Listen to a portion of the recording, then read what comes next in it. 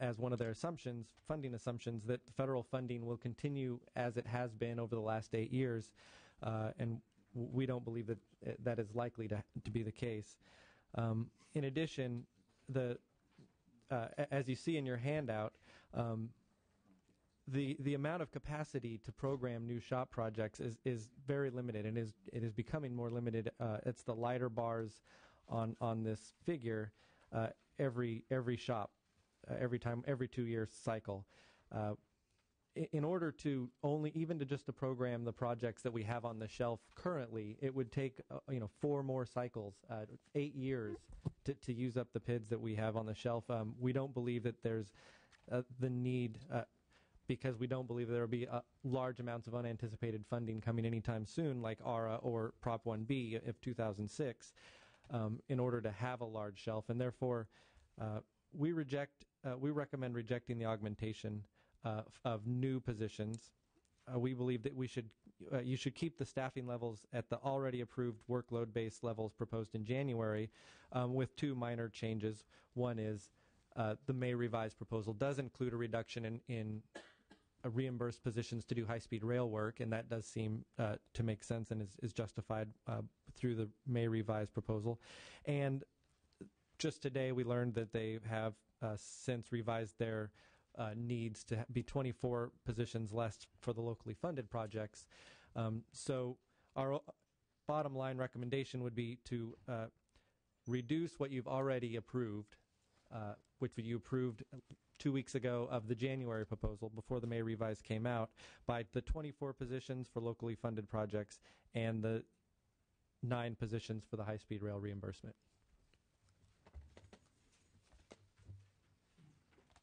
Public testimony. Keith Dunn for the Self-Help Counties Coalition. Would like to speak to the reimbursed component of this item. It's correct that the legislature, as well as stakeholders in the department, has spent years working to streamline the PID process. I think that there's been a lot of progress made since this problem was first identified. I think the department's done a good job in trying to make sure that the process has become one that works for them as well as the local partners, and I applaud them in those efforts.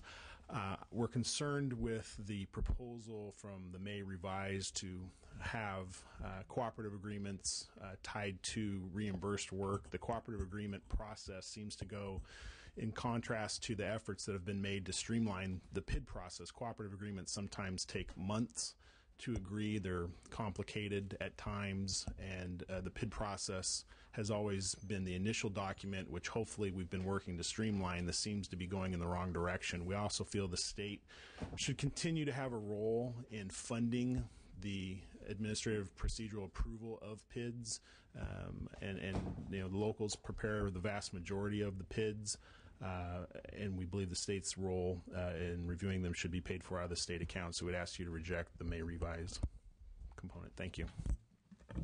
Mr. Chair, members, Steve Baker with Aaron Reed & Associates, representing the professional engineers in California government.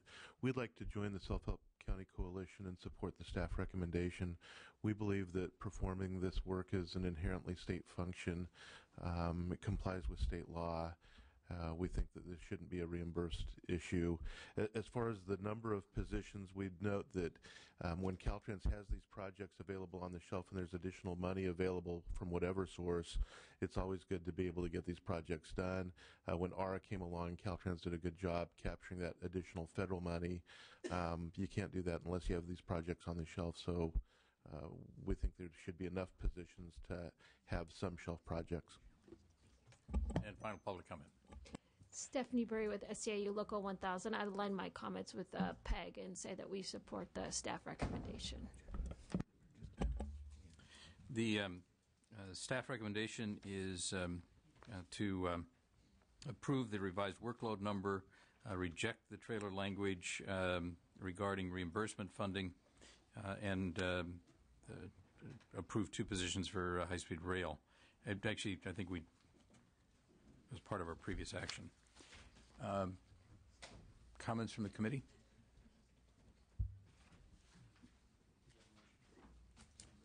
I have a motion and a second. We'll take a roll call, please. Gordon? Aye. Butler. Huffman. All right. We'll go back to issue number 3. We have a motion and a second, and we'll have a roll call on issue number 3, which was the capital outlay support. Gordon. Aye. Butler. Huffman.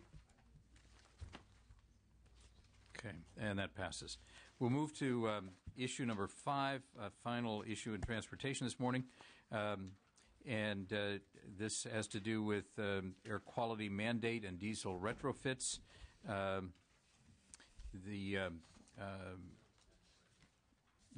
is a recommendation from the LAO, and staff suggests that we should adopt the LAO recommendation. So let me ask the LAO to make comment, and then I'll give finance a chance to comment. Thank you, Mr. Chair. In the current year, the legislature approved funding for retrofit and replacement of vehicles that was higher than what the department needed, and it ended up not spending the funds through the year because there were some savings, but because those funds were tied up in an appropriation for vehicles, they weren't available to be spent on other purposes such as projects or maintenance of the state's highways.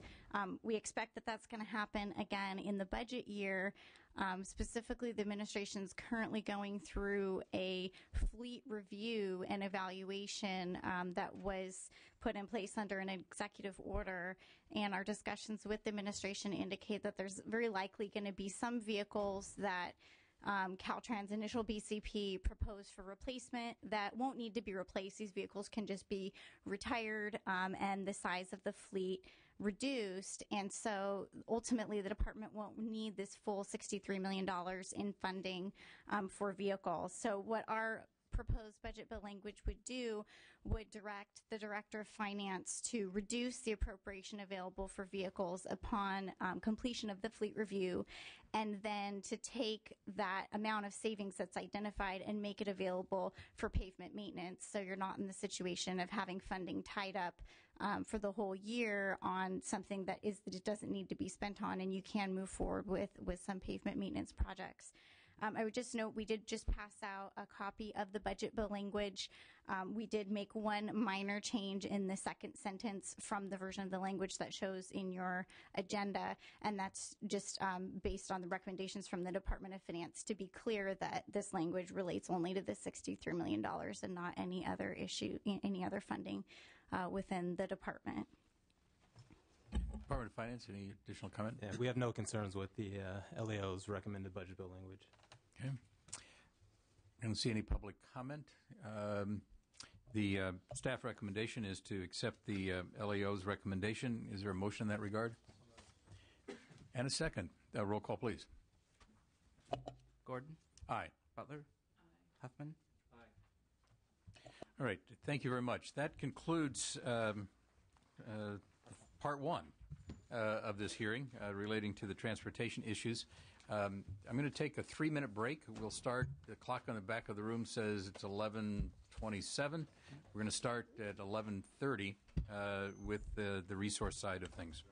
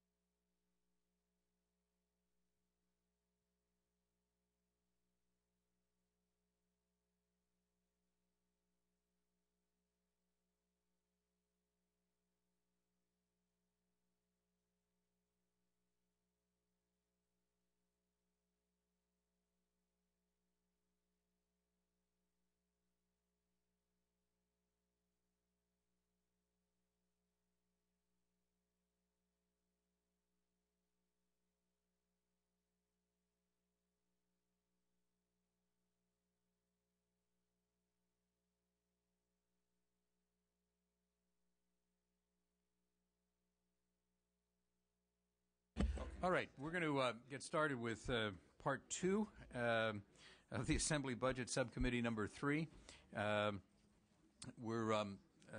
These are the resource issues. And let me note that we're going to start with the consent calendar. There are several items, 3 items from the Department of Forestry, including a Prop 40 reappropriation, capital outlay acquisition, 2 at a fire station and the Shasta Trinity headquarters. Under Department of Fish and Game, reimbursements for capital outlay, Coastal Conservancy, issue relative to conforming supplemental reporting language, and Public Utility Commission, an issue of public safety risk assessment and staff for that activity, and then under Department of Toxic Substance Control, Drug Lab Cleanup Fund Shift. And those items are all recommended on the consent calendar. Do I have a motion on the consent calendar? I have a motion and a second. Roll call, please. Gordon? Aye. Butler? Aye. Huffman? Aye. Jones? Valadeo? Aye. All right, the consent calendar has been approved. We're going to go now to a set of vote-only items, and I want to note that under the Energy Commission, item number 2, relating to the conversion of positions from the Energy Resources Programs account to the Air Pollution Control Fund, that item will be pulled and put under items to be heard. So it will become issue number 3 under file 3360. So let me work us through the vote-only items. First, under Department of Fish and Game, automated data license system, a reappropriation, and the staff recommendation is to approve. Is there a motion on the Department of Fish and Game? A motion and a second. Roll call, please. Gordon? Aye. Butler? Aye. Huffman? Aye. Jones? Valadeo? Aye. There are 3 items under the California Conservation Corps, and if I'd like to see if I can get a motion to accept all 3. I have a motion and a second. We'll, without objection, take the previous roll call for this. Department of Parks and Recreation, we have 2 items, fleet emissions retrofit and the Prop 99 funding. Okay, we'll take each. We'll take first the fleet emissions retrofit. The staff recommendation is to approve as budgeted. Are there comments or questions on this? We'll take. I have a motion and a second. Take a roll call, please. Gordon? Aye. Butler? Aye. Huffman? Aye. Jones? Valadeo? No. Okay, and then Prop 99 funding. Again, the staff recommendation is approve the governor's May revision. I have a motion second. Roll call, please. Gordon? Aye. Butler? Aye. Huffman? Aye. Jones? Valadeo? Aye. Okay. Under the Energy Commission, we have just the first item, the California Solar Initiative. On a vote only, staff recommendation is approve the April finance letter. A motion and a second. A roll call, please. Gordon? Aye. Butler? Aye. Huffman? Aye. Jones? Valadeo? Okay. The Department of Toxic Substance Control, we have 1 item, and the staff recommendation is approve the governor's May revision. So moved. I have a motion and a second. Roll call, please. Gordon? Aye. Butler? Huffman? Aye. Jones? Valadeo? Okay. Department of Food and Agriculture, we have 1 item. This relative to reappropriation, staff recommendation is approve the governor's May revision. Do we have a motion on the Department of Food and Agriculture? Do I have a motion from Mr. Valadeo and a second from Mr. Huffman?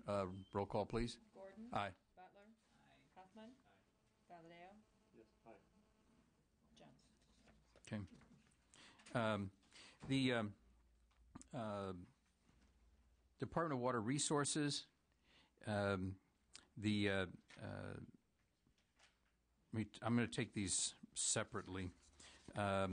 First item has to do with critical support for the State Water Project. Staff recommendation is approve 3 AB 32 compliance positions.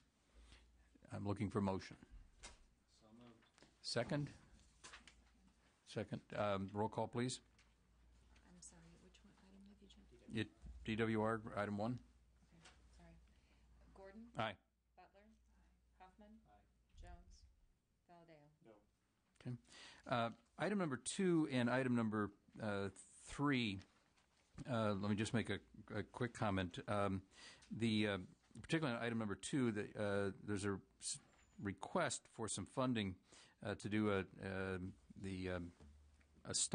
allocation study on Davis-Dahlwig. And the revised staff recommendation would be that, or I guess maybe it is a staff recommendation, deny the request because of belief that this could be done with existing contract authority.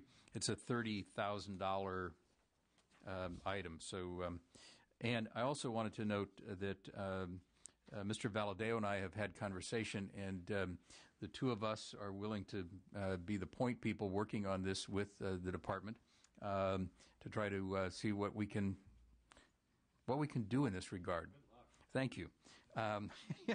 So.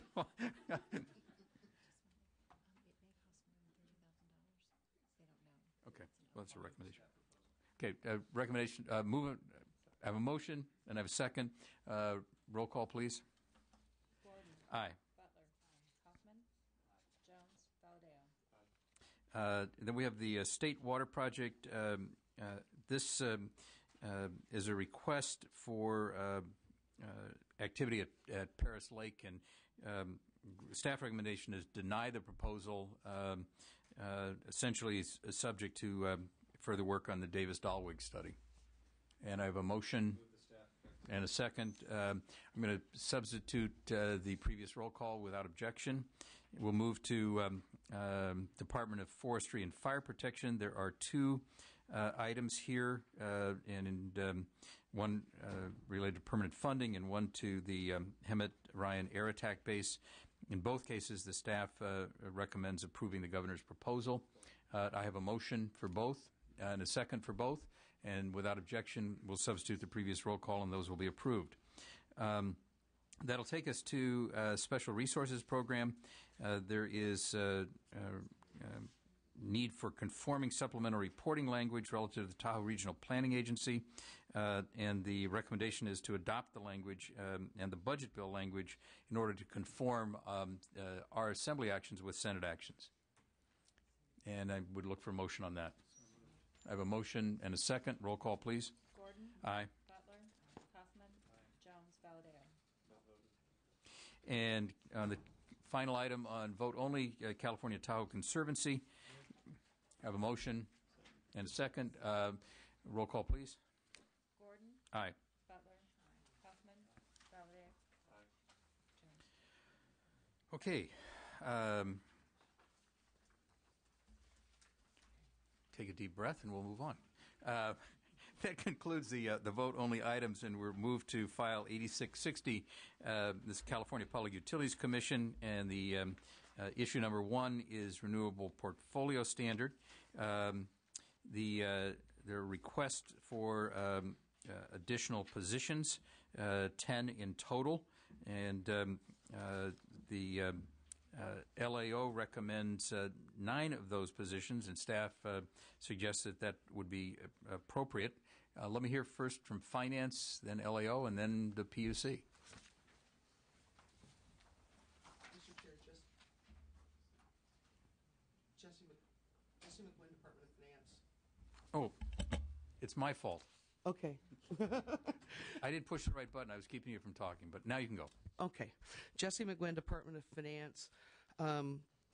We respectfully disagree with the LAO recommendation regarding the 10th position, the one associated with the transmission lines, because as well as making the 4 limited term, because this is ongoing work, be it this month or a year from now or 2 years from now.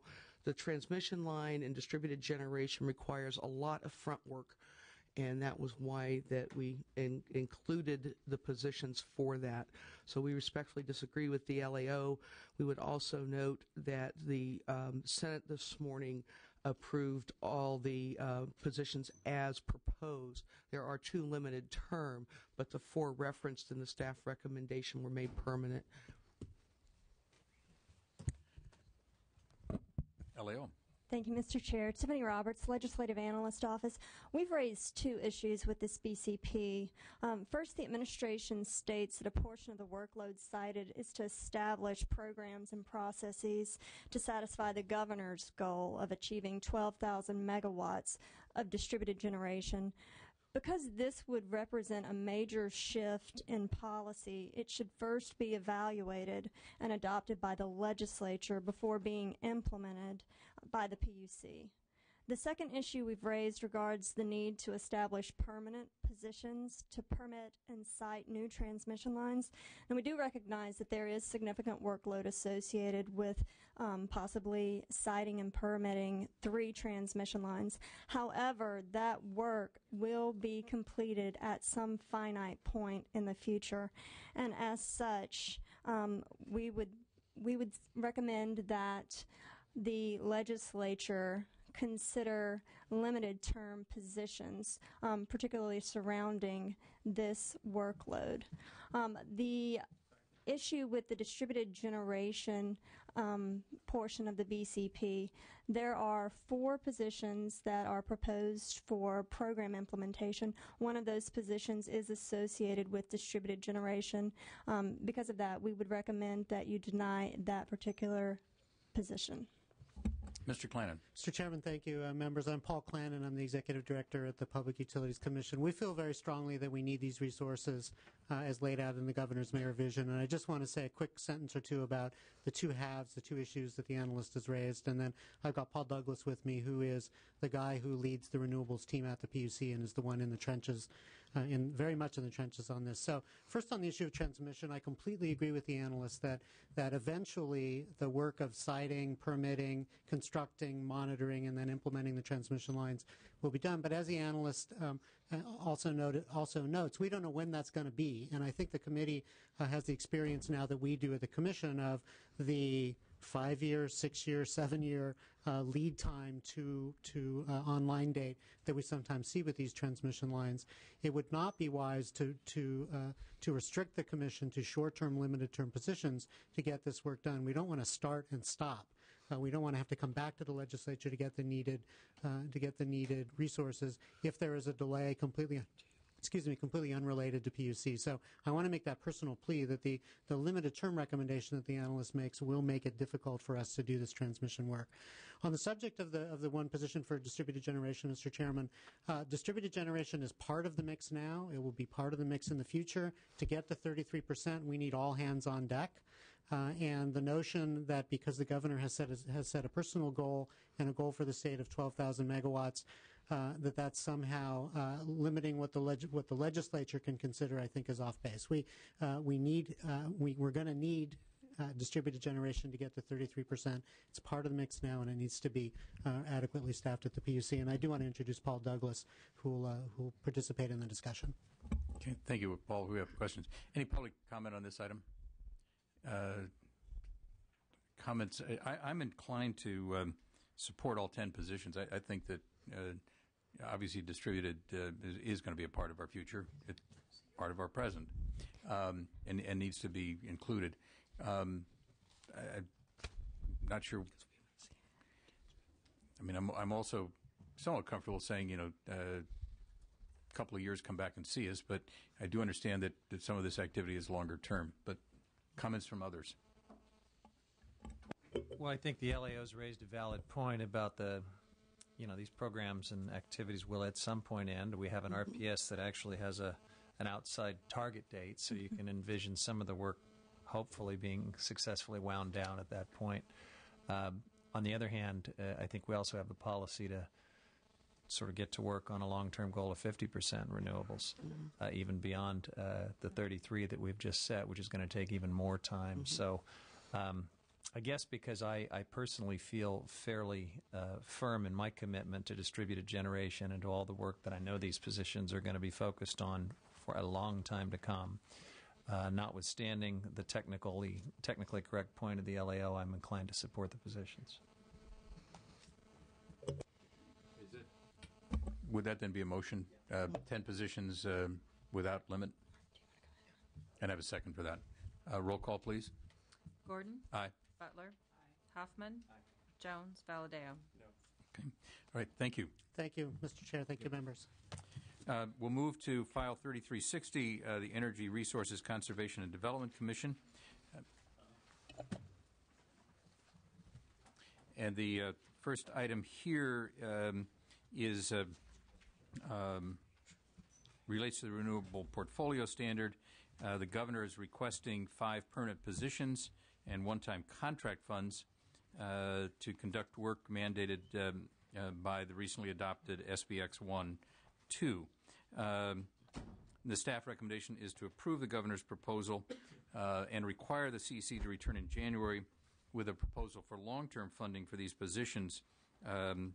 We would put that into supplemental reporting language if the public goods charge is not extended. Any comment from Finance on this? We would just like to note that there are a minimum of 4 bills currently working their way through the legislature that would extend the public goods charge, and that we would agree that if it is not extended, there is a significant problem afoot with the RRTF. Okay. Any comments from LAO? Thank you, Mr. Chair. Tiffany Roberts, Legislative Analyst Office. We did not raise any concerns about the workload associated with this BCP. We would, however, like to note that the Renewable Resource Trust Fund does currently have a structural deficit, so it is important to consider long-term considerations for how this workload is going to be funded in the future. Okay. Any additional comment from the Commission? Rob Oglesby, Chief Deputy for the Energy Commission. And first I'd like to say Chairman Weisenmiller was here and had to leave because of a conflict at this hour, but was here much of the morning. We think the issue is well framed in the committee analysis. Okay. If on any of the items that we're taking up at this point, or the next several items, if there's anyone in the public who wants to comment, if they'd please stand so I could ask you to come to the microphone. Seeing no one standing for this item, and I'll look for standees for future items. We do have a recommendation from staff. Comments, questions, or I have a motion? I have a motion and a second. Roll call, please. Gordon? Aye. Butler? Aye. Hoffman? Aye. Jones? Valadao? Aye. Okay, and issue number 2 relates to restoring $8.4 million to the Energy Resources Program account. And the staff recommendation is to approve that restoration. Any comments from Finance or LEO on this? No, sir. Commission? No one standing. Is there a motion to? Well, I was, if I may, Mr. Chair. Oh, I'm sorry. I would just, the LEO would like to concur with the staff recommendation as well, and also note that if the funding is not restored, then the fund would likely be insolvent by January of 2012. Okay, thank you. I have a motion and a second. Roll call, please. Gordon? Aye. Butler? Hoffman? Jones? Valadao? Okay. We'll move now to what was under the Commission on a vote-only item. It should be on page 7 of the staff report. And this is relates to the conversion of positions from the Energy Resources Program account to the Air Pollution Control Fund. The staff recommendation is to approve the April finance letter. Comments from Finance? Mr. Chair, we concur with the staff recommendation and note these are appropriate positions to be funded through the Cost of Implementation Fund as they are providing supportive services to the Air Board in their endeavors to prepare for AB 32. Okay. Comments from LAO? Thank you, Mr. Chair. Tiffany Roberts, Legislative Analyst Office. Last year, during the budget session, the legislature required the Cal EPA as well as ARB to complete an AB 32 zero-based budget. When this April finance letter was first submitted, the administration had failed to submit the statutorily required AB 32 zero-based budget, which was intended to provide information to the legislature to justify the level of AB 32 expenditures across state government. We initially recommended that the legislature deny the request until the administration had complied with that statutory requirement, thereby providing the legislature the opportunity to review the finance letter. Since that time, that zero-based budget has been submitted, and we did find that the proposed funding shift to the AB 32 fee is justified. We therefore would recommend that the legislature approve the governor's April finance letter. Okay. Any questions, comments from members of the committee? Mr. Valadao? On that report that came from the AB 32 to the on their commission, was that report sufficient? I mean, did you get everything that you? It sounds like from what I read, there was a few openings there, or a few. There wasn't all the information you asked for. Thank you for the question. The report was supposed to provide an adequate level of detail in order for the legislature to conduct a thorough analysis to see what the changes in funding that may need to be made from the standpoint that we're now moving into a more of an implementation phase versus a reg development phase. What we found, though, was that the level of detail was inadequate. And you're still recommending we approve it? We did look at what the criteria were to fund this workload, and the workload does meet the criteria. Thank you. All right.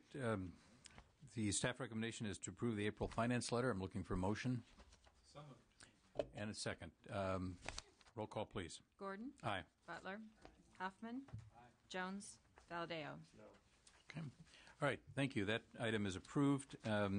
We'll move now to file 3790. It's the Department of Parks and Recreation.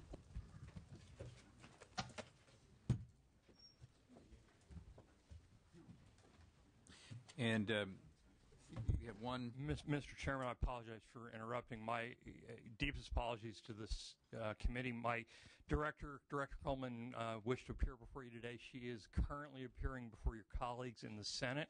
I would beg the committee's indulgence to put our item over until she's able to be here and address you. Thank you, Mr. Huffman. I appreciate that. I don't hold the candle to my director. We'll take this item up towards the end with the hopes that she gets here, and if not, we'll ask you to pinch hit. Thank you.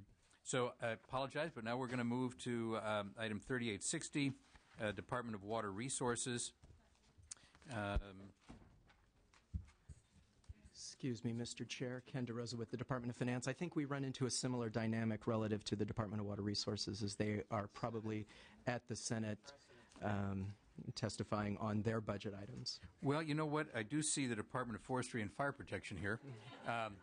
So let me jump there before I risk going anywhere else. Always the bridesmaid. And that's going to be on page 23. And this relates to the Civil Cost Recovery Program. There's a request for 10 limited-term positions. The staff recommendation is to approve as budgeted. These positions were recommended for a 2-year term. I have been meeting with industry representatives from the forestry industry and with CAL FIRE, and I want to give my deep appreciation to Mr. Pimlott for his support and help in working on some issues with industry. We have some work yet to do, but I think we've outlined what that work will be, and there's a commitment, I think, on all sides to continue that work. I would like to recommend, based on those discussions and the work that's ongoing, that that we fund these positions for 1 year without any prejudice, and that and give the department working with my office the opportunity to resolve and try to reach some memorandum of understanding. And if we do that, then I would fully suggest that we extend the term on those positions without any prejudice. And I would like to propose that as a recommendation on this. And I don't know whether, Mr. Pimlott, you have anything you want to add, and I know I have at least one witness testimony. Yes, thank you, Chairman Gordon and members of the committee. Ken Pimlott, Director, CAL FIRE. We also appreciate you, the committee, particularly you as the chair, taking the opportunity to meet with us and the industry to try to work through some of these. I am following up on my commitment to the department. Will continue to meet and stay at the table with CFA and the industry to work through this. Obviously, we would prefer the 2 years, but we will certainly accept the 1 year, and knowing that we're going to continue to meet ongoing. Certainly, our biggest challenges with the 1 year will be a late budget and other potentially impacts of a late budget, or getting approval through the executive order to hire an exemption. So there's a number of things that could delay the process. Those are things we'll have to keep folks in tune of as we work through the process. All right, thank you. I don't know whether Finance or LAO have any comments on this item. Thank you, Mr. Chair. Ken DeRosa with the Department of Finance. We can appreciate the committee's interest in wanting to sort of see and have demonstrated to them the progress on this. I think I'd just point out administratively, a 1 year limited term can be a rather difficult position to fill, particularly with any delays in implementing the budget and going through the hiring process. I understand that the department has prepared some language, and we can provide that to staff, that talks about providing an update at the budget hearings for the 12-13 year on the status of the civil cost recovery effort. And perhaps that may suffice for the chair's purposes, whereas we could authorize the positions for 2 year limited term, but express a commitment that we would come back during the 12-13 budget process and report on the group's achievements towards their efforts. Okay. LAO, any comments? No further comments. Is any public comment on this item?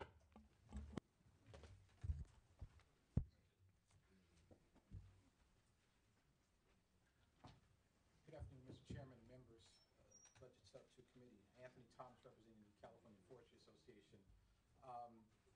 As there's probably no surprise, we still have serious concerns regarding the 10 positions for reasons that we don't need to be shared today here in public and in the committee hearing.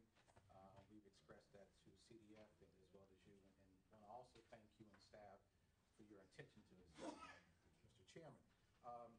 Listen, we have concerns about this issue. We'd like it to be resolved, period, point blank. We think that any delays in resolving this puts our members at a potential risk in our view. Our members cannot insure against fire, period. They can't. So you can understand our concerns about new positions, and allegedly, no matter how it comes out, revenues, be it cost recovery or going back into the general fund or getting more money for the general fund, it really, at this point, the point of discussion, our concern is how much is this going to impact our members today and tomorrow, given the tremendous bad economy. With that, Mr. Chairman, we would support your recommendation for the 1 year, and also want to, again, state very clearly that we want to resolve this issue. And of course, our hope is to have all stakeholders remain at the table until this issue is fully resolved. So we would support the 1 year recommendation as well. Any other public comment? Pleasure of the committee. Mr. Huffman? Question, if I could, Mr. Chair. I just heard a point, I think, from Mr. Thomas for the first time. I was not aware that the industry is unable to insure for damages, including cost recovery by the state for negligently caused fires. That's news to me, that a general operating insurance policy wouldn't cover something like that. If that is the case, maybe the state should be working with industry to provide some kind of a fee that could support the cost recovery if it's fairly assessed. I mean, I'm not proposing that we do that here today, but that might be one way. If truly this is an uninsurable thing. But I think even in the face of that, it's unreasonable to ask the state to pick up the cost without any opportunity to recover the cost where it's a negligently caused fire. I mean, if the state negligently caused a fire that damaged private property, you can bet that there would be an action to recover costs against the state.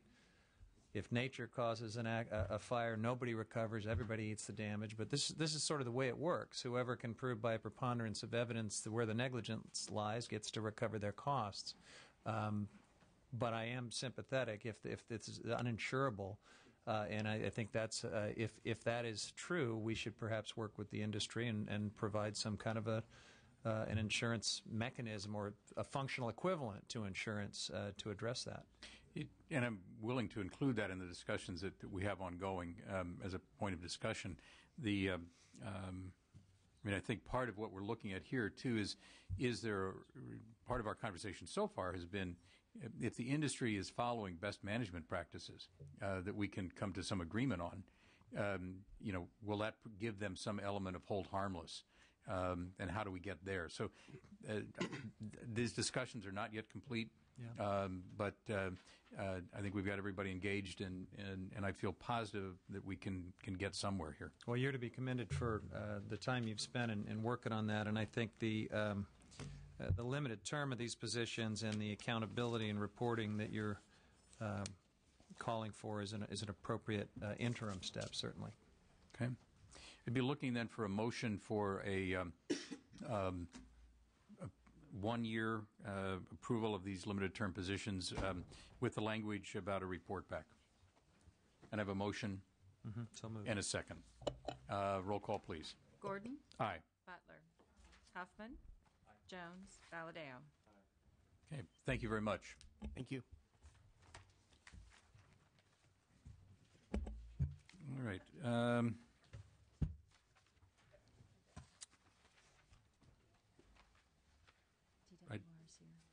I think we can go back to file 3860, Department of Water Resources.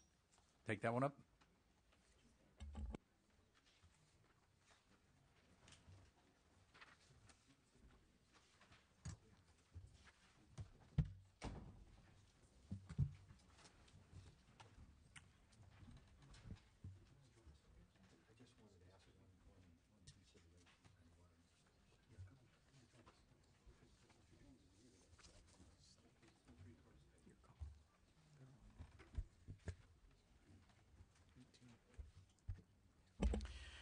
Before I introduce this item, let me introduce Mr. Nielsen, who is the Vice Chair of our Budget Committee here in the Assembly and will join us for this item. So thank you, Mr. Nielsen. Mr. Chairman, I'm trying to bounce back and forth where we are deficient on members on various subcommittees. I do have to go back to the office for another meeting shortly, but I'm trying to fill in for members that we don't have present on subcommittees where I can. So okay, and I know that you're interested particularly in issue number 2, so I'm going to take that first.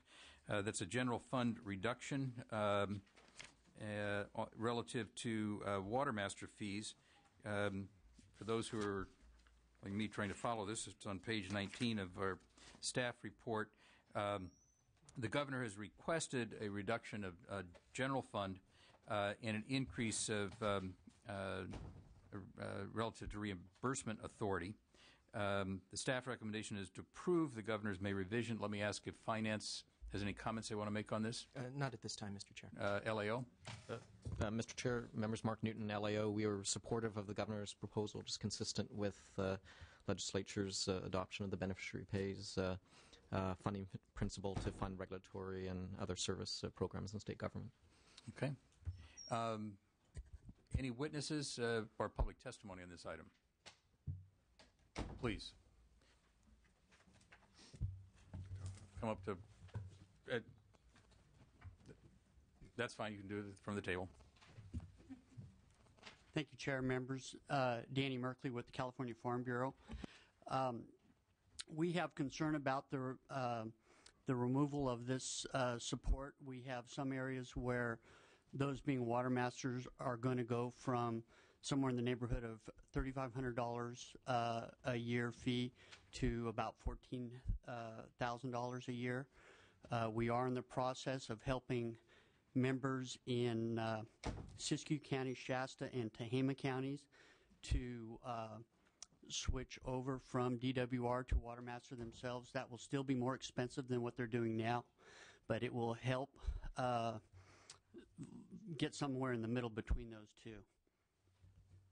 Thank you. And Mr. Nielsen. On that point, I don't think we can in good faith argue about fees. They're going to go up. But I think what the argument that Mr. Merkley has offered, and that the counties that deal with these water masters, they're creating their own authorities under legislation formally introduced here by Assemblyman LaMalfa.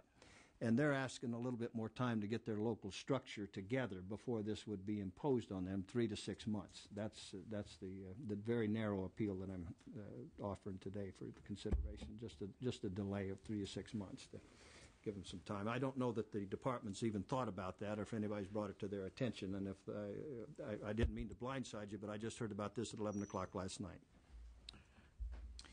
Yeah, we had those discussions when we were working through what to propose with these very difficult general fund cuts. We had discussed, doing it over 4 years. We had discussed providing general funding through the rest of the Watermaster season so that in essence January 1st the new fees would come into effect, which would require some general funds. And just with the condition of the state budget, this was the proposal of the governor. Okay, thank you. Comments from the committee? Pleasure of the committee on this regard? Mr. Chair, I feel like I don't have quite enough information to know, whether if we fail to allow this 3 to 6 month extension, which doesn't sound unreasonable, what the cost implications would that be, would be to that. I appreciate that the administration is trying to save some money here, and this is a program that can, the locals can carry a little more of the weight on. So I support the direction the administration is trying to go. If it's a 1.2 million, is it fair to assume that 3 months would be 25% of that? Roughly. Well, so basically, the total cost of the Watermaster we would send out billing letters for the next fiscal year on June 15th, and that would go into the tax roll. So that would be provide Watermaster for July 1st through the end of the Watermaster season, and we have about 11 different areas, and they all end at different times. And then when the Watermaster service areas start up again in March, April, May, then it would be to get them through June 30th. So it's that total cost. So if you're talking for 3 months, you'd be July, August, September. Basically, they get charged what it costs us. And I was up in Siskiyou County at a Board of Supervisors meeting. They asked the same question. So if it took them 3 months to get on board, then basically we would charge them for that 3 months that we were doing the service, and then they would take over. I think the one issue that people aren't really thinking about is how difficult it is to do Watermaster service, and it's not just like a job where you can just start new on day one and know how to do it. It's enormously complicated. Yes. Well, highly controversial too. I think it is. I'm sure it is, and it's enormously important that we have peace in the allocation of water in these critical areas. On the other hand, this is a service that the state is providing, and like just everything else that we're struggling with, we don't have enough money to cover all the services that we're providing. So it's very hard for me to say this place is in a higher, this gets a higher special rating over, the disabled or any number of other things. I'm unfortunately inclined to support the administration on this. And I'll second that motion. A motion and a second to approve the governor's May revision proposal. Roll call, please. Gordon? Aye. Butler? Aye. Hoffman? Aye. Nielsen? Oh, I'm not voting. He's not voting. Okay. Valadeo? No. Put me down for no. Yeah, well, no, I want to we thank can the record committee that. for the indulgence, though, and the consideration. We all understand the imperatives, and I didn't consider it an unreasonable request, and you accepted it in that manner. I just appreciate it very much. Thank you, Mr. Nielsen. We'll move to issue number 1. This is a general fund reduction, Proposition 1E fund shift, temporarily moving $16 million from general fund over to Prop 1E. That is the governor's proposal. Any comments from finance or LEO on this? None, thank you. Any comments from the department? Chairman Gordon and the committee members, Gary Bardini, Division Chief of the Division of Flood Management. We support the proposal. Certainly, it will be a reduction related to our floodplain management programs in whole or capital improvements and in our maintenance programs. But we feel that with the bond fund shifts, we should be able to manage that, and then we would look to some of the improvements through the Central Valley Flood Plan to address the long-term financing of flood management in the future. Okay, thank you. Staff recommendation is to approve the governor's May revision proposal. I have a motion and a second. Roll call, please. Gordon. Aye. Butler. Hoffman. Jones. Valadao. Okay. I'm not ready to go to Parks, I don't think, so we'll go to Department of Conservation, file 3480, which is on page 20 of the staff report.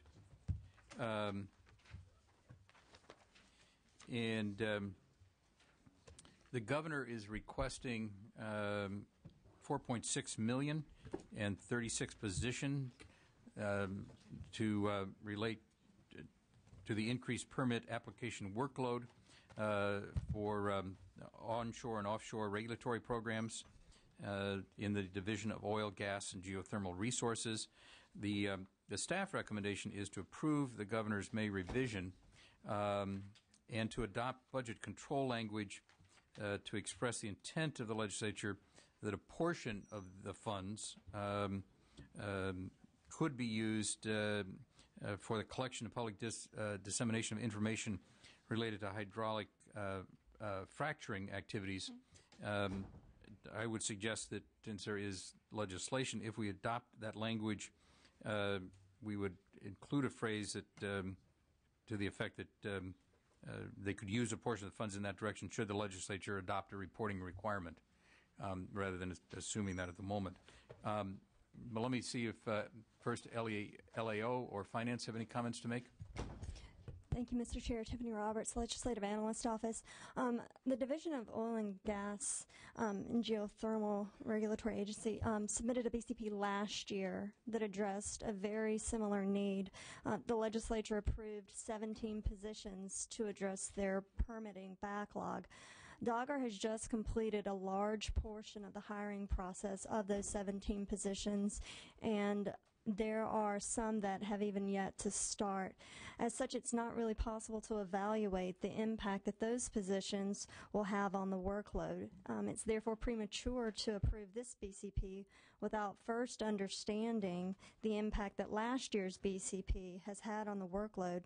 So we would therefore recommend that you deny this BCP. Comments from the Finance? John Silva, Department of Finance. We would like to offer our sincere apologies about the timing of this proposal due to the new administration coming in and the fact that this was a rather critical proposal. We wanted to take our time to evaluate the need. We would like to point out that these are not the exact same positions that were asked for last year, not in the same area within DOGGR, that it's actually an augment to the entire division. And any comments from the department? Yeah, that is correct. Last year, it was 17 positions for our underground injection control program. This year, the request is to augment the entire division, the Division of Oil, Gas, and Geothermal Resources, to carry out the statutes and regulatory functions on the books as they stand. So we respectfully ask for those positions. And let me just kind of clarify that. What we are not doing is asking for new statutory authority, instituting new programs, or engaging in mission creep. So I want to make that very clear. Okay, thank you. Seeing no public, I do have public testimony, please. You can speak right there at the microphone. Push the little button. Is it on? Hi, I'm Bill Alio with the Environmental Working Group about this item. First, I think what we have here is Dogger trying to. They've called themselves the new Dogger compared to the old Dogger, and we agree. I've been working on, for about 6 months, the issue of hydraulic fracturing with the agency. And I think we applaud the fact that they are trying to follow the law more diligently. And to do that, I think they probably need more people. And I also have had trouble with retirements and recruiting the people in. But I have no position on the augmentation except for we totally support the control language, which would require them to accept data on hydraulic fracturing. We think they've had a blind spot on this issue. They don't call it a production technique. They don't call it injection well. They don't call it enhanced oil recovery technique. But it's been occurring for 40, 50 years in California. So we think that the department ought to have a robust public interface about this hydraulic fracturing practice.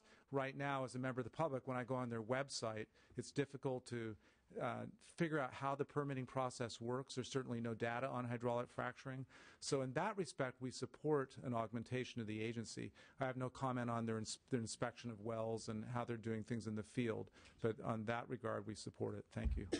Okay, thank you. Any questions, comments from the committee? Mr. Huffman? Well, picking up on that, I likewise would certainly support the control language so that we can get a better handle on this hydraulic fracturing. I'm glad we're teaching an old Dogger a new trick there. That's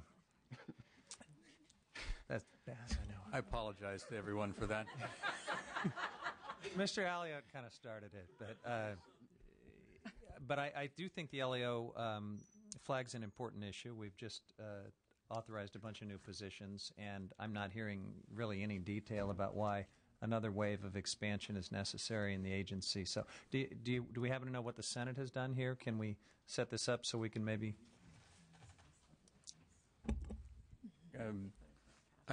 If I may, I can speak to that point. My understanding is the Senate action was half of the proposal. Oh, well, there you go. 18 positions, $2.3 million. All right, well, I'll move the staff recommendation then. This will get fleshed out a little bit as it goes forward. Okay, I have a motion. I'll second the motion so we can have discussion. But Ms. Butler and then Mr. Valadeo. How many wells are there in California? It's been going on for a long time. How many are there? Yeah, and let me. I'm sorry to back up. I'm Derek Chernow, the acting director for the Department of Conservation. Elena Miller, the state oil and gas supervisor. And I should have made those introductions to begin with. So. This industry predates any regulations, and so there are hundreds of thousands of wells out there. We have about 10,000 injection wells. There's different types of wells. We have water wells. We have production wells where the fluids and the gases come out. There are a lot of wells. The bulk of the production is coming out of Kern County, and then secondary to Kern County in Southern California, there's a lot of oil in the LA, Orange County region, and also along our coastline, the counties of Monterey and Santa Maria. A great deal of oil. But this is a very old industry. In fact, I think that many people will try and tell you that, and I don't know if it's proven or not, that offshore was invented here in California. So we have a lot of old wells, and we have a lot of drilling going on today. Just the recent light that's been shed on hydraulic fracturing going on, and a lot of concern over the Marcellus fields in Pennsylvania, and they have like 8,000 drilling operations and 200 people who are checking to make sure that they're being properly handled. So I just am concerned about California getting in a similar situation, and it kind of gets away from us and not knowing about the dangers until it's kind of too late. So. Yeah, and you bring up a good point. There currently is a website operated by the Groundwater Protection Council, a national nonprofit called fracfocus.com, and that website is already operated. There's various operators through various states are populating that website. You could go to it. You can click on, see what's going on with hydraulic fracturing. So that is already operating without any additional cost to this division and to the state of California, and it provides excellent public access. And if Mr. Alliot and the author of AB 591 want to mandate or request companies to do that, that's a potential avenue. But that website already exists. So are there actual people who are just doing hydraulic fracturing in the state of California? Is it just spread over? Oh. It's unfortunate because there's such an explanation. There's a broad explanation, and you raise the issue of the Marcellus Shale. We don't have Marcellus Shale in California. Our geology is very unique, and so we We've tried to offer, whenever asked, information. We put up a website on my division's webpage dedicated to hydraulic fracturing so that the public can come to our website and learn information and have links to other websites. But let me just short soundbite answer. Our geology is unique. We don't have natural gas production coming from shale like you would in a Marcellus shale or a Barnett shale. So what you're seeing in Alberta, Canada, and what you're seeing on the east coast of the nation is not being played out here in California. The play right now is on oil, and it's significant, the amount of production. And the Division of Oil and Gas does not permit the activity because usually it has nothing to do with what you're seeing being played out in the Marcellus shale. Often what is being done is they need to clean out the well. The inside casing gets clogged. There's lots of fluids and muds and sediment that build up. And so they need to flush it out to clean it to allow, production to continue. And so, we've tried, and it's been frustrating, I think, for me to educate as many people as possible to the distinctions that are happening in California being very different. And my point of view is that the public in some communities is unnecessarily being caused to be fearful. And that's not something I want to have happen in our beautiful state. I very much want people understanding what our geology is, what the unique program is that we have at the division. Our program is designed and has been in place for years under state and federal mandates to make sure that the casing, the wellbore, is safe, that there's no cross of fluids to other zones, that when they're injecting and producing from a certain geologic formation, that's the only communication that's occurring. And so I have a robust program in place already, but the staff augmentation has been designed to be able to do the very things, as Mr. Turnow indicated, that have been on the books for years, that simply the division couldn't possibly meet our mandates because our staffing numbers were so very low. Mm-hmm. So we have a whole story to tell. That we are doing a great deal already to protect the water, the base of fresh water. I have authority to and mandated to protect the base of fresh water. It's unfortunate that people are reading in the newspapers the story of the Barnett Shale or the Marcellus Shale and applying what they're reading to California because there's a completely different geology in California. Just one other really quick comment, I'll let it go. But there are grassroots groups in Pennsylvania who were quite concerned about all the leaks that were going on, and there weren't enough people to catch them. And so I'm just concerned that we don't get in a similar situation because it was after the fact that they find out that there's been all this leaking going on. So if my division has the staff to do the engineering review that is currently required on what we have in statute and regulations, there should not be leaks. There is a lot to be learned for what's happening in the East Coast. And I won't speak to what my thoughts are because I know that Congress and the US EPA are heavily invested in looking into this, and I am most interested in knowing what their findings are and learning from them. And so I'm very much abreast of what's happening in other states. I communicate with other states as much as possible with my counterparts in those states, but I also work a great deal with the US EPA Region 9 in San Francisco. They oversee my federal mandates under the U.S. Drinking Water Act. Thank you, Mr. Valdea. Well, thank you. I guess my comments more along the line. I mean, the Republican position is obviously no more state employees or less, but I'm happy to see that you got the 17 positions filled, and I am supporting more employees. I do realize this is industry-funded employees, so they're there to regulate. It doesn't come from the general fund, and representing a good portion of Kern County where there is a lot of oil. A lot of my constituents are ready to go back to work and start producing again. And so I do want to hopefully see you in the future and understand that we've gotten somewhere, we've gotten a process moving again. So thank you. Thank you. I have a motion, a second on the staff recommendation, including the controlling language. Roll call, please. Gordon? Aye. Butler? Huffman? Aye. Jones? Valadeo? Okay. Approved unanimously. Thank you. We're at the last issue of the day.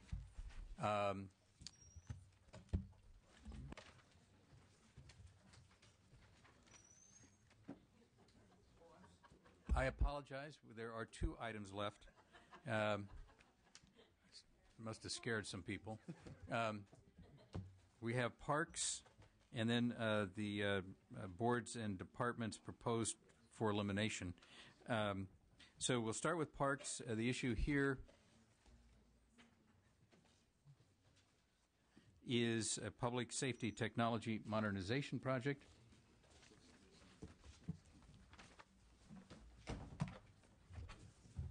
And it's page 16 of the staff report.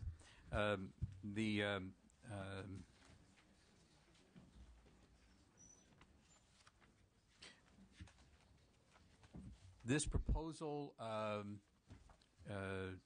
takes money from the State Parks Recreation Fund, freeing up or returning money, therefore, to the general fund, and it reappropriates funding from the Off-Highway Vehicle Trust. These are previous actions that were done for the implementation of a public safety communications program for state parks. Let me see if LAO has any comments. Thank you, Mr. Chair and members. Mark Newton with the LAO. Just like to give you a brief history of this project and this item, and give you our LAO recommendation on it. This project dates back to 2007 when the Department of Parks and Recreation submitted a feasibility study report to modernize its dispatch systems and really bring them up to date to what modern emergency service organizations use, such as police forces. I should note that the department contracts with the Department of Fish and Game, who also uses these dispatch services. So a proposal was submitted in 2007. The legislature approved funding. What happened in the intervening years is that the contractor was not able to live up to the terms of the contract, and a new special project report was submitted just earlier this year to the California Technology Agency with a somewhat rescoped project. So there were previous funds, general fund monies appropriated that haven't been spent because of these project delays. And one part of the governor's proposal at May revision is to revert those funds to the general fund, which we would recommend that you approve. What we understand, committee, is that the department has withdrawn its special project report and is currently further rescoping the project with some direction from the California Technology Agency of what they would like to see. So there isn't a project that's currently before the Technology Agency that's being reviewed, but that will be submitted soon. So our recommendation is that it's premature to approve ongoing funding for this project until sort of the project has been rescoped and the legislature really knows the scope, the cost, the timing of what it's approving. So we would recommend that you revert the funds that have been unspent, but just for now, without prejudice to the merits of the project, and this project is definitely needed, and as noted in the staff analysis, this is a very important project. We would just recommend that you await the rescoping of the project and a submittal of a new budget change proposal that reflects what the legislature is being asked to approve. Okay, any comments from finance? I believe that the language that's provided is reasonable. We've identified that, yes, the California Technology Agency needs to review the SPR. I wouldn't characterize the project as there not being a project. I think it's being reevaluated, and it's a special project report, which is essentially a change to a IT system that has been developed. So there is a project, and they are moving forward. It's just being, for lack of a better term, finessed, if you will. Yeah. But the funding is necessary. The project is critical for parks' infrastructure needs, and we support it. I guess my recommendation would be that there's an opportunity to capture some money back for the general fund. I think we ought to go ahead and do this, but add the language that no funds would be expended until it's been approved by the California Technology Agency. And Mr. Chair, I support that too. Would that effectively address the concern of the LAO that there may be some fine-tuning going on in the project? I assume that the CTA is going to have approval of the final rescope. Under this language, they would have, yeah. So I think that would be an appropriate safeguard against that concern. Right. And we capture the general fund savings. Okay. So I would move it as proposed by staff. If I may. Yes. Leah Moore, Legislative Analyst Office. In talking with the department and the CTA, one of the things recommended was a 30-day review for legislature when the special project report comes out so that you can see all the details of this project as part of the budget bill language. I'm happy to add that to the language. Additional overview is fine. We're accepting of that as well, Mr. Chairman. Thank you. Okay. So I have a motion, I believe. And do I have a second? And I have a second. Any further discussion or comments on this item from State Parks? If not, roll call, please. Gordon? Aye. Butler? Hoffman? Jones? Valadao? Okay, thank you. That will complete State Parks. Final item today, and it is actually the final item, starts on page 24 of the staff report. This relates to various boards, commissions, task forces, etc., that have been recommended for elimination and or consolidation as a part of the governor's May revise.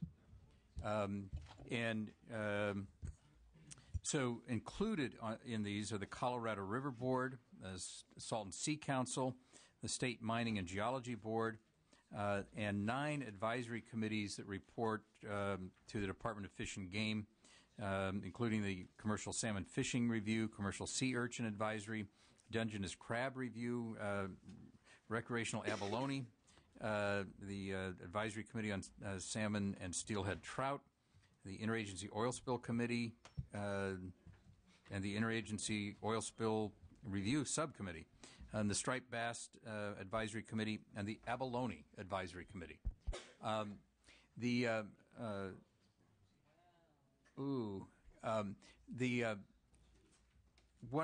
What we're recommending here is that if there are any of these on this list that the majority of the committee feels perhaps are not worthy of elimination, we would be referring those to the policy committees in the Assembly for some further debate and discussion about role and relationship. If there are those that we don't refer to policy committee, we would be saying essentially that we accept those as candidates for elimination. So that's the proposed way that we're going to proceed with this. I don't know whether Finance or LAO have any brief comments on this in terms of how we, any comments you want to make? We don't have any comments. Okay. Thank you, Mr. Chairman, members. Mark Newton with the LAO. Just a brief comment. We reviewed all the proposed eliminations, and that we are fine or would recommend your approval of 7 of the, or of all of them, with the exception of the 2 that you note, the Salton Sea Restoration Council and the Colorado River Board, which did raise some policy issues of concern to us. We're not necessarily recommending that they be maintained, but they do raise some issues that we think would be appropriately considered in policy committees. And we'd be happy to talk about those issues should you wish. Or. Okay. Let me do this. I know that there are folks in the audience who don't want to see their committee go away or board. I'm going to ask you to come up and give public testimony, and I don't think we need lengthy statements. Just simply, I like my committee would be appropriate and give us a flavor. So, so anyone want to provide any public testimony on any of these items, please. Mr. Chair, members of the committee, my name is Brian Baca. I'm the Vice Chair of the State Mining and Geology Board, and I'm simply here to tell you why the State Mining and Geology Board should not be eliminated. And, I obviously support Governor Brown's efforts to save money and to streamline government. However, this proposal will do neither. In fact, it will cost money rather than save it. Why is the State Mining and Geology Board on the elimination list? The May Revise itself uniquely identifies the Mining Board as its elimination would save no money. So why is it on a budget bill? Well, that's a good question. Let me explain a little bit about what the Mining Board is and who we are. It was originally created by the legislature in 1885 and reconstituted in 1975 at the time that the Surface Mining and Reclamation Act was signed by Governor Brown. It involves 9 volunteer members who make $100 per meeting, and we employ 2 staff members, an administrative assistant and an executive officer who is an expert in the kind of things that we do, mining and geology and minerals resources. The current state geologist, in fact, is the former executive officer of our committee. To get to the point, we do a lot of stuff for the state. We're a regulatory, policy, and appeals body. And I provided to your committee a copy of our annual report to the legislature to kind of show what we do with 9 volunteers and essentially 1 staff member. What's the negative consequence to the state? The proposal in front of you is that it would transfer the functions of the State Mining Board to the DOC bureaucracy. And what that means is that state policy on geologic hazards and mineral resources would be, instead of being set by a panel of experts, all with certain expertise in industry, geology, local government, and the public, they would be shifted to a single individual, the director of the DOC, who may or may not have any expertise or competency in these areas. And in terms of money, which is the subject of the day, it would cost money. The State Mining and Geology Board hears appeals of actions from local agencies, that would be cities and counties, as well as appeals of actions of the DOC itself. And we resolve many of those issues in public hearings so they don't have to go to litigation. Okay, Mr. Hoffman is. Thank you, through the chair. I don't want to be disrespectful to the witness at all, but I think the fact that we're sort of going deep on the Mining and Geology Board right now as a budget subcommittee is perhaps an opportunity to craft a way forward on this. I don't feel all that qualified to sit here in judgment of whether this board should exist or not. I think it probably enough concern has been raised, and I've heard from some of my constituents about this very board as well. I'd like to see it sent to policy committee for further review, where we can hear a little more extended testimony, weigh the pros and cons, cost savings, et cetera. But I don't feel like we're constituted today to do that. And there are a number of others here where I feel the same way. Okay. And I wonder if we could just perhaps do some stays of execution for some of these before folks get too excited about testimony. Exactly. Let's try it that way. Thank you very much. Okay. I'm going to suggest that one we would refer will be the State Mining and Geology Board.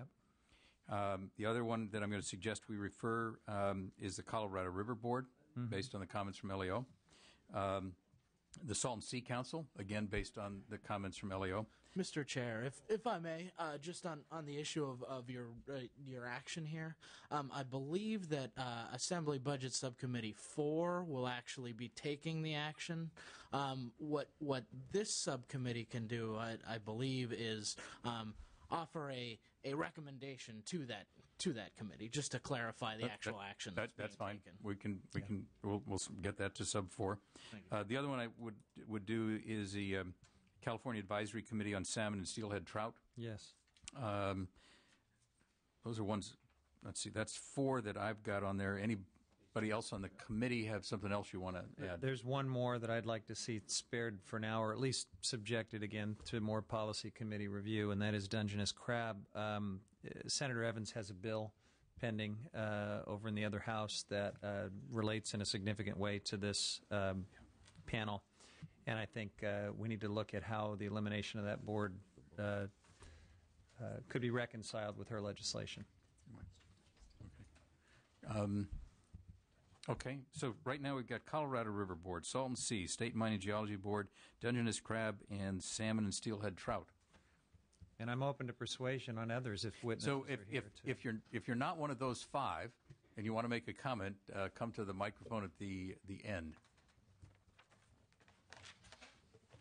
If not, I would be, I